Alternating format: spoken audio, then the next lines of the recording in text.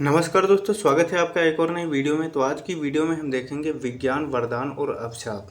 ये एक महत्वपूर्ण निबंध है और सबसे ज़्यादा एग्जाम में पूछा जाता है, क्योंकि आजकल आधुनिक ज़माना है। आप विज्ञान की हर वस्तु आसपास देखते होंगे, इसलिए ये सबसे ज़्यादा पूछे जाने वाला निबंध है। इसको किस तरीके से लिखा जाएगा, चाहे आप 10th में हो या 12th में हो, सबके लिए इम्पोर्टेंट है। 10th वालों को थोड़ा सा ध्यान देना है कि जो रूपरेखा होती है, अब कुछ बच्चों को समझ में आ गया होगा कि रूपरेखा क्या होती है, और जो नहीं समझ रहे हैं तो मैं सबको समझाऊंगा डिटेल से। रूपरेखा होती है जो हम हेडिंग्स वहाँ बनाते हैं। जैसे यहाँ पर मैंने कुछ हेडिंग्स लिख रखी हैं, जैसे प्रस्तावना हो गया, विज्ञान क्या है, विज्ञान के बढ़ते कदम, विज्ञान से हानियाँ, उपसंहार। ये मैंने विज्ञान वरदान और अभिशाप से रिलेटेड हेडिंग्स बना रखे हैं, जिनमें मैं आगे डिटेल से लिखने वाला हूँ। आपको भी इसी तरीके से जब भी आप कोई निबंध लिखेंगे तो उसमें आपको रूपरेखा डालनी है। 10वीं के जो विद्यार्थी हैं उनको कंपलसरी नहीं है रूपरेखा डालने का, यानी अगर नहीं डालते हैं तो भी नंबर मिलेंगे, डाल देंगे तो भी नंबर मिलेंगे। लेकिन जो 12th वाले हैं उनको कंपलसरी है, अगर रूपरेखा नहीं डालेंगे तो आपके 2 नंबर कट जाएंगे। तो 12th वाले ध्यान रखना, डालना ज़रूरी है। अब रूपरेखा क्या होती है, जैसे हम कोई भी निबंध लिखने जा रहे हैं उसमें जो हम हेडिंग बनाते हैं वही रूपरेखा होती है। उसी को हम जब शुरुआत में लिख देंगे, जैसे यहाँ पर मैंने लिख दी, इस पर ऊपर लिख देंगे रूपरेखा, और जो हेडिंग आगे लिखने वाले हैं जिनमें डिटेल्स है वहीं यहाँ पर लिख दिए, हो गया रूपरेखा। अब उम्मीद करता हूँ कि आपको रूपरेखा समझ में आ गई होगी। रूपरेखा में चाहे आप कोई सा भी निबंध लिखने जा रहे हो किसी भी टॉपिक पर, सबसे पहली जो हेडिंग रहेगी वो प्रस्तावना रहेगी, और जो लास्ट की हेडिंग रहेगी उसे बोलते हैं उपसंहार। तो उम्मीद करता हूँ आपको समझ में आ गया होगा। अब चलिए हम बात कर लेते हैं विज्ञान वरदान और अभिशाप पर, किस तरीके से आपको लिखना प्रारंभ करना है। सबसे पहले आपको हेडिंग बड़ी सी डाल देना है, विज्ञान वरदान और अभिशाप। फिर लिखेंगे प्रस्तावना। प्रस्तावना में क्या लिखा जाता है, प्रस्तावना में जिस टॉपिक पर हम निबंध लिख रहे हैं उसके बारे में थोड़ा सा हम समझा देते हैं कि वो किस तरीके से, जैसे हमने लिखा है विज्ञान वरदान और अभिशाप, तो ये वरदान किस तरीके से, अभिशाप किस तरीके से, इसके बारे में हमें थोड़ा सा प्रस्तावना में समझाना है। तो वही हमने यहाँ पर लिख रखा है, विज्ञान ने जीवन को सरल और उन्नत बनाया है, लेकिन इसके अनुचित उपयोग से विनाशकारी परिणाम भी सामने आए हैं। यानी विज्ञान ने जीवन को सरल और उन्नत बनाया है, लेकिन इसका अनुचित उपयोग यानी बिना मतलब के इसका उपयोग, विनाशकारी परिणाम भी सामने आए हैं। जैसे विज्ञान की मदद से हमने बहुत सी चीज़ें बनाई हैं, जैसे मोटर गाड़ी हो गई, कार हो गया। अगर हम इनको उचित तरीके से उपयोग नहीं करते हैं तो एक्सीडेंट होने के चांस बढ़ जाते हैं, इससे हमारा विनाश हो सकता है। जैसे परमाणु बम विज्ञान की मदद से बना है। अब परमाणु बम का सही दिशा में अगर उपयोग नहीं हुआ तो बहुत बड़ा विनाशकारी परिणाम सामने आएगा, जिसे आप सुन सकते हैं या कहीं ना कहीं इतिहास में आपने पढ़ा होगा, कहीं ना कहीं सुना होगा। हिरोशिमा और नागासाकी जापान के जो 2 शहर हैं उस पर परमाणु बम गिराया गया था, तो उसका एक विनाशकारी परिणाम भी सामने आया है। तो यही विज्ञान है कि विज्ञान सरल और उन्नत जीवन को बना दी है, लेकिन अगर इसका अनुचित उपयोग हुआ तो ये परिणाम विनाशकारी हो सकता है। यह मानवता के लिए वरदान है जब सही दिशा में उपयोग किया जाए। विज्ञान क्या है, मानवता के लिए वरदान है अगर इसका सही दिशा में उपयोग किया जाए। जैसे चिकित्सा में विज्ञान की मदद से बहुत कुछ लाभ हम लोगों को हो रहा है, एक से एक मशीनें आ रही हैं जो हमारा काम आसान कर रही हैं।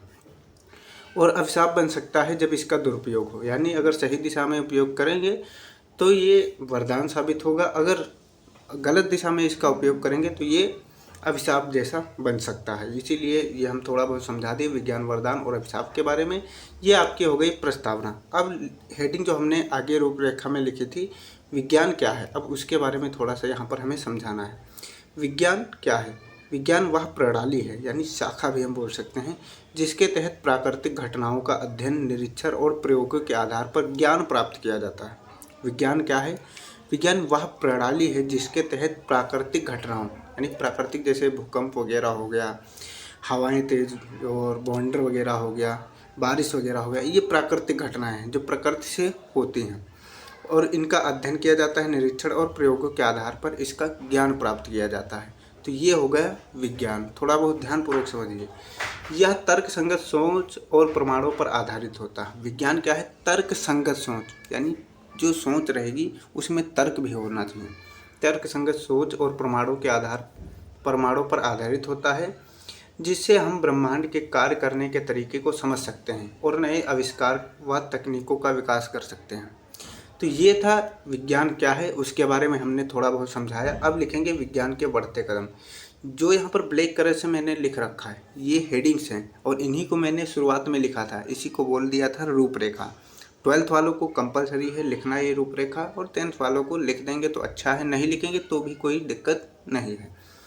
विज्ञान के बढ़ते कदम का मतलब है कि विज्ञान दिन ब दिन नए नए खोज और आविष्कार करके हमारी ज़िंदगी को बेहतर और आसान बना रहा है।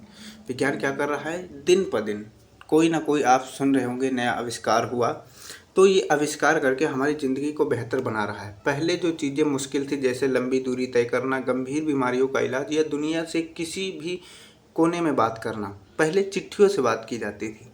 अब चिट्ठी का पता नहीं कब पहुंचती थी, कब वो रिप्लाई देता। अगर हम हेलो भेजे हैं तो उसका करीबन 2-4 महीने भी लग जाते थे, 10 साल भी लग जाते थे हाय का रिप्लाई होने में। तो पहले बहुत मुश्किल था। अब जैसे लंबी दूरी तय करना हो, आपको यहाँ से इंडिया से अमेरिका जाना हो, तो आपको बहुत लंबी दूरी तय करनी है। अगर साइकिल से जाते बहुत टाइम लगेगा, ज़िंदगी गुजर जाती है ऐसे ही। अब हवाई जहाज़ जो हो गए, हेलीकॉप्टर्स हो गए, आप इनसे आसानी से पहुंच सकते हैं। और गंभीर बीमारियों का इलाज, जैसे एमआरआई मशीन वगैरह हो गई, ये गंभीर बीमारियों का जो है निरीक्षण करने में मदद करते हैं। तो बहुत तरीक़ों से हमारे जो जीवन है, ज़िंदगी को विज्ञान की मदद से बहुत अच्छा इफ़ेक्ट पड़ा है। वे अब विज्ञान की मदद से बहुत सरल हो चुके हैं। जो भी मुश्किल था कार्य, वो विज्ञान की मदद से अब बहुत सरल हो चुका है। विज्ञान ने हमें बिजली, मोबाइल, इंटरनेट आदि आधुनिक चिकित्सा के तेज यातायात चिकित्सा और तेज यातायात जैसी सुविधाएं दी हैं। विज्ञान ने क्या दिया है हमें, बिजली, मोबाइल, इंटरनेट, आधुनिक चिकित्सा और तेज यातायात जैसी सुविधाएं दी हैं। जैसे जैसे विज्ञान आगे बढ़ रहा है, नए आविष्कार हो रहे हैं, हमारी ज़रूरतों को और भी आसान बनाया जा रहा है या बन रहा है। हमारी जो ज़रूरतें हैं वो और भी आसान बन रही हैं, जैसे रोबोट, आर्टिफिशियल इंटेलिजेंस और अंतरिक्ष में जीवन की खोज। अब आर्टिफिशियल इंटेलिजेंस क्या है, जैसे आपने सुना होगा एआई, ये है आर्टिफिशियल इंटेलिजेंस। रोबोट्स बन रहे हैं और अंतरिक्ष में जीवन की खोज हो रही है। ये सब किसकी मदद से हो रहा है, ये सब विज्ञान की मदद से हो रहा है। आपको जो लगता है आप अपने तरीके से भी लिख सकते हैं। मैं लास्ट में इसकी पीडीएफ भी प्रोवाइड करा दूंगा। आप सोचेंगे, समझेंगे, 1-2 बार फिर इसको पढ़ेंगे, सब कुछ समझ में आ जाएगा।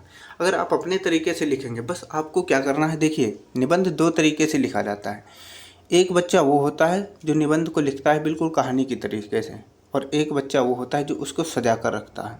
अब आपको ही मिल जाए एक ऐसा बिखरा हुआ खाना मिल जाए, खाने में खाएंगे अगर भूख लगी होगी, पर इतना नहीं खाएंगे। अगर वहीं सजावट में अच्छा थोड़ा बहुत मिर्च मसाला, चटनी, साग सब्जी, फल फ्रूट्स रखे हों तो आप अच्छे से खाएंगे, थोड़ा थोड़ा सब में चख के जाएंगे। वैसे एग्जामिनर के पास जब ये निबंध जाता है, अगर आपने सजावट नहीं की है निबंध में, यानी हेडिंग्स वगैरह नहीं बनाई है, तो उसको लगता है क्या ही एक आध नंबर इधर एक आध नंबर उधर देकर बढ़ जाता है। जब सजावट होती है तो हर सजावट पर उसे नंबर देना पड़ता है, क्योंकि लगे कि हाँ एग्जामिनर ने कॉपी चेक की है। आगे जब जाए अगर कोई ऑब्जेक्शन उठे तो उसे लगना चाहिए कि हाँ कॉपी चेक की गई थी, इस वजह से वो नंबर देता है। तो आप सजा कर लिखेंगे तो नंबर अच्छे से मिलेंगे, अगर ऐसे ही छोड़ देंगे कहानी टाइप का लिखेंगे तो नंबर अच्छे नहीं मिलेंगे। तो आपको जब भी कोई भी निबंध लिखना है तो हेडिंग्स ज़रूर बनानी है। हेडिंग के अंदर भी सब हेडिंग्स बना सकते हैं, जैसे छोटी छोटी हेडिंग्स वो बना सकते हैं। अब हम लिखेंगे विज्ञान से हानियाँ। विज्ञान से हानियाँ किस तरीके से हो रही हैं, विज्ञान के बढ़ते कदम हमने देख लिए, और विज्ञान से हानियाँ।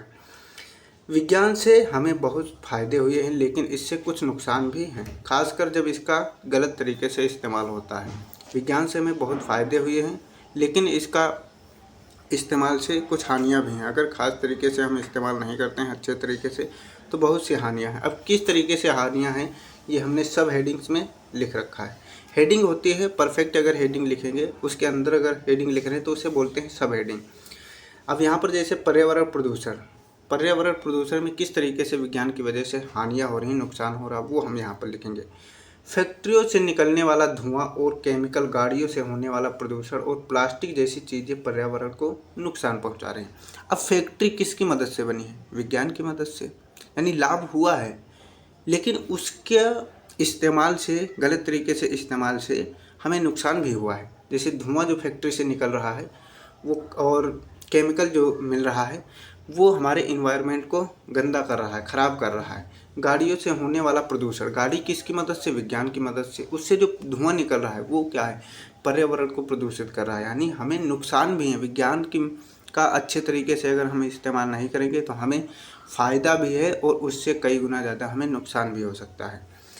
परमाणु हथियार। अब परमाणु हथियार, विज्ञान से बने बम और हथियार बहुत विनाशकारी हो सकते हैं। जैसे एक पल में कई जिंदगियां ख़त्म कर सकते हैं, जो एक पल में कई जिंदगियां ख़त्म कर सकते हैं। हमने एक से एक मशीन गन देखी, ये सब किसकी मदद से बना, विज्ञान की मदद से। अब उनका गलत तरीके से उपयोग किया जा रहा है तो ये विनाश कर रहा है सभी की जिंदगियां। अगर मान के चलो अचानक से परमाणु बम गिरता है तो करीबन 1-2 लाख जिंदगियां ऐसे ले जाता है, फिर कई सौ सालों तक उसका साइड इफ़ेक्ट रहता है, तो वो कुछ मान के चलो लाखों करोड़ों जिंदगियां उस टाइम पर ले जाता है। तो ये बहुत विनाशकारी हो सकता है अगर हम सही तरीके से विज्ञान का इस्तेमाल ना करें।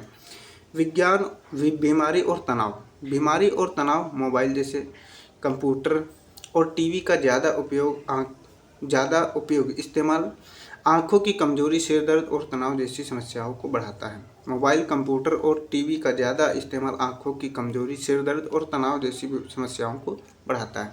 अब ज़्यादा आप मोबाइल की तरफ अट्रैक्ट होंगे तो आपको भी एक टाइम पे नींद नहीं आएगी, आंखें दर्द करने लगेंगी, आंखों की रोशनी कम हो जाएगी, सिर दर्द होगा, तनाव होगा, इस तरीके की समस्याएं बढ़ सकती हैं। विज्ञान है, सब क्या है, मोबाइल, कंप्यूटर, टीवी, ये सब क्या है, विज्ञान है। इससे भी हमें साइड इफ़ेक्ट पड़ रहा है, पर इसका लिमिटेड उपयोग करना चाहिए। अगर आप भी ज़्यादा फ़ोन का इस्तेमाल करते हैं तो आज से कम कीजिए, वरना आपका भी विज्ञान की वजह से ही हानियाँ हो सकती हैं आपके साथ भी। प्राकृतिक संसाधनों का दोहन। विज्ञान के कारण ज़्यादा औद्योगिक विकास हो रहा है, जिससे पानी, पेड़ और अन्य प्राकृतिक संसाधनों का अत्यधिक उपयोग हो रहा है। जिससे विज्ञान की वजह से ज़्यादा औद्योगिक विकास, फैक्ट्रियाँ लग रही हैं, एक से एक कारखाने लग रहे हैं जहाँ पर लोग काम करने जाते हैं। लेकिन जहाँ कारखाने लग रहे हैं, आपने देखा वहाँ पर पर्यावरण कुछ भी बचा हुआ, अगर नदी है नदी को पाट दिया, तालाब है तालाब को पाट दिया, पेड़ पौधे हैं उन्हें काट दिया, सब साफ कर रहे हैं। यानी प्रकृति का भी दोहन किया जा रहा है। जो पानी, पेड़ पौधे, अन्य जो संसाधन हैं उनका दोहन हो रहा है विज्ञान की बढ़ते कदम से। तो अगला हम जो डालेंगे हेडिंग वो है बेरोजगारी। अब बेरोजगारी विज्ञान की मदद से किस तरीके से बढ़ रही है वो समझते हैं। मशीनों और रोबोट का बढ़ता इस्तेमाल इंसानी काम को ख़त्म कर रहा है। मशीनें इतनी बढ़ रही हैं कि 5 आदमियों का काम एक मशीन अकेले कर दे रही है, तो इससे 5 आदमी तो बेरोजगार हो गई। रोबोट्स हैं, रोबोट एक ले लो, आदमी का कोई काम ही नहीं, तो आदमी का काम भी मशीनें, रोबोट्स कर रहे हैं। इससे बेरोजगारी बढ़ रही है, जिससे कई लोगों की नौकरियां खत्म हो रही हैं। अगर विज्ञान का सही तरीके से इस्तेमाल ना किया जाए तो यह समाज और पर्यावरण में एक कारक हो सकता है। समाज और पर्यावरण के लिए एक हानिकारक साबित हो सकता है अगर इसका सही तरीके से इस्तेमाल ना किया जाए। तो ये हमने विज्ञान से हानियों के बारे में बात कर ली। अब हम लास्ट में देखेंगे उपसंहार। हमने बताया था कि जब भी आप कोई भी निबंध लिखेंगे सबसे पहली जो हेडिंग रहेगी वो प्रस्तावना रहेगी और लास्ट वाली हेडिंग उपसंहार। विज्ञान ने हमें बहुत सी सुविधाएं दी हैं जिससे जीवन आसान हुआ है, लेकिन इसका गलत उपयोग विनाशकारी हो सकता है। यह वरदान है जब इसे मानव कल्याण के लिए प्रयोग किया जाए और अभिशाप बनता है जब इसका दुरुपयोग होता है। अगर इसका सही तरीके से इस्तेमाल, में कई बार बोला हूँ, इस जो विज्ञान है अगर इसका सही तरीके से उपयोग नहीं हुआ तो ये दुरुपयोग करने के बाद गलत यानी विनाशकारी ही साबित होगा हमारे लिए। हमें विज्ञान का इस्तेमाल जिम्मेदारी से करना चाहिए ताकि इसके लाभ उठाए जा सकें और नुकसान से बचा जा सके। अब आपके पास विज्ञान है, लाभदायक है, पर उसका लिमिटेड उपयोग करो। ऐसा नहीं हद से ज़्यादा किसी चीज़ का अगर उपयोग करोगे तो आपको नुकसान ही पहुंचाएगा। तो ये था हमारा विज्ञान और वरदान जो निबंध है, इस पर किस तरीके से लिखा जाएगा सब कुछ मैंने डिटेल से बता दिया है। अब मैं आपको बिल्कुल फ्री में PDF बता देता हूँ आप कहाँ से डाउनलोड कर सकते हैं। लेकिन उससे पहले अगर हमारे चैनल पर नए हैं तो चैनल को सब्सक्राइब कर लीजिए, लाइक कर देना, वीडियो को शेयर कर देना। चलिए समझते हैं किस तरीके से PDF को डाउनलोड करेंगे। PDF डाउनलोड करने के लिए आपको जाना है टेलीग्राम में, वहाँ पर सर्च करना है BRGK by विपिन। वहाँ से इस लोगों का एक चैनल मिलेगा जिसमें आप ज्वाइन हो या ना हो, लेकिन आपकी जो ज़रूरत की चीज़ें हैं वो आप डाउनलोड कर लेना। जैसे PDF हो गया, मैंने 12th इंग्लिश की संपूर्ण जो आपकी बुक है, चाहे आप साइंस वर्ग के विद्यार्थी हों या विज्ञान वर्ग के विद्यार्थी हों, सबके लिए तो एक ही सब्जेक्ट है। वो जो टॉपिक्स हैं सभी एक हैं। मैंने पूरी इंग्लिश के सभी महत्वपूर्ण टॉपिक, मोस्ट इम्पोर्टेंट क्वेश्चंस, चाहे ग्रामर सेक्शन हो गया, रीडिंग सेक्शन हो गया, सबके क्वेश्चंस मैंने अपलोड कर दिए हैं बिल्कुल फ्री में। जाइए डाउनलोड कीजिए। 1 जुलाई के बीच में देखना, 1 जुलाई को मैंने अपलोड किया था। अगर आप कमेंट करेंगे तो मैं फिर से अपलोड कर दूंगा, उसके लिए टेंशन लेने की कोई ज़रूरत नहीं है। अगर आपको टेलीग्राम से नहीं मिलता है या नहीं ढूंढ पाते हैं, टेलीग्राम है आपके में, तो डिस्क्रिप्शन में लिंक है या चैनल के अबाउट सेक्शन में जाएंगे, टेलीग्राम का लिंक मिल जाएगा, वहाँ से भी आप डाउनलोड कर सकते हैं। कई तरीके हैं आपके पास डाउनलोड करने के। मिलते हैं नई वीडियो में, तब तक के लिए जय हिंद।